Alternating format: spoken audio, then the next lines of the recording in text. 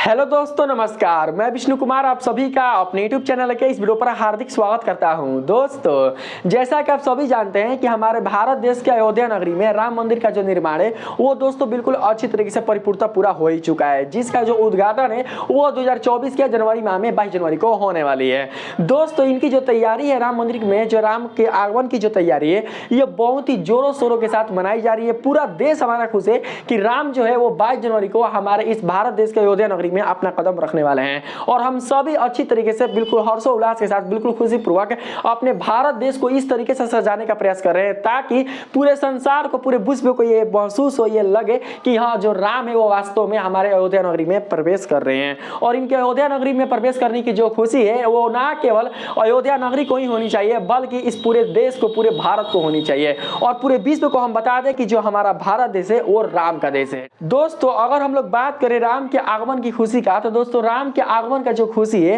वो केवल ना मनुष्य प्राणियों का है बल्कि दोस्तों आपके इस संसार के जो जीव जंतु वाले जो प्राणी है उन्हें भी है। इसे दोस्तों आप लोग इसी से समझ सकते हैं कि जो गिद्ध इस संसार में बहुत ही मुश्किल से दिखाई देता है, अर्थात ऐसा बहुत ही कम ही क्षेत्र है जहां पर गिद्धों को दोस्तों देखा जाता है, वह गिद्ध आपके भारत देश के अयोध्या नगरी में देखे जा रहे हैं। जी हाँ दोस्तों, आपने बिल्कुल सही सुना कि अयोध्या नगरी के जो गांव वाले हैं, गांव वालों का कहना है कि अयोध्या नगरी के कुछ गांवों में जो गिद्धों की संख्या है वो दोस्तों समूहों के रूप में देखी गई है। और इस प्रकार से जो भारत के नागरिक हैं या जो भारत के दोस्तों जो वैज्ञानिक है उनका यह मानना है कि कहीं ना कहीं ये जो गिद्ध है ये प्रमाण दे रहे हैं कि हाँ, हम सभी राम से संबंधित हैं। आपको पता होगा कि आपने रामायण का अध्ययन किया होगा तो उसमें आप लोगों ने ये जाना होगा कि जो दोस्तों जटायु थे वो भी गिद्ध जाति से ही अपना संबंध रखते थे, जो कि राम के पिता दशरथ के वो मित्र थे। दोस्तों, आपको ज्ञात होगा कि जब रावण छल कपट के साथ माता सीता को हरण करके अपने सोने की नगरी में लेकर जा रहा था तो उस समय सीता माँ की जो आवाज थी, जो उनकी दुहाई थी, उसे सुनकर सबसे पहले जटायु महाराज आए थे,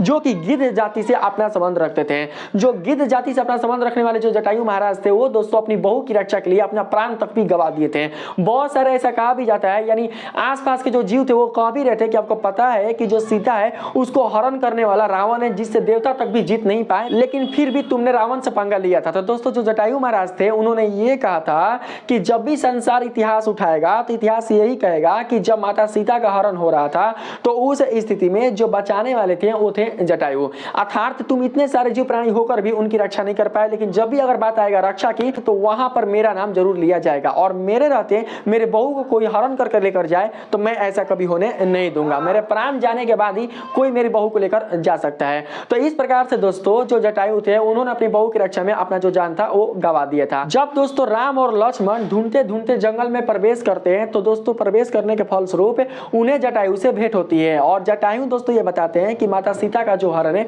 वो किसने किया है और किस दिशा की तरफ वो लेकर गया है, क्योंकि अगर दोस्तों वो नहीं बताते तो उस स्थिति में जो लक्ष्मण और जो भगवान राम थे उन्हें माता सीता को ढूंढने में काफी परेशानी होती है। और साथ ही दोस्तों आपको ज्ञात ही होगा कि जो राम जी हैं उन्होंने क्या किया था कि जटायु महाराज का बिल्कुल अच्छी तरीके से विधि विधान के साथ उनका अंतिम संस्कार किया था, क्योंकि जो राजा दशरथ थे उन्होंने पहले ही क्या किया था कि अपने पुत्र जो उनके राम थे, जो बड़े पुत्र थे राम, उनको जटायु को सौंप दिया था। इसीलिए दोस्तों ऐसा कहा जाता है कि जो राम है उन्होंने अपने पिता का तो अंतिम संस्कार नहीं किया, लेकिन जो जटायु थे उनका अंतिम संस्कार किया, क्योंकि उनके जो पिता थे राजा दशरथ उन्होंने पहले ही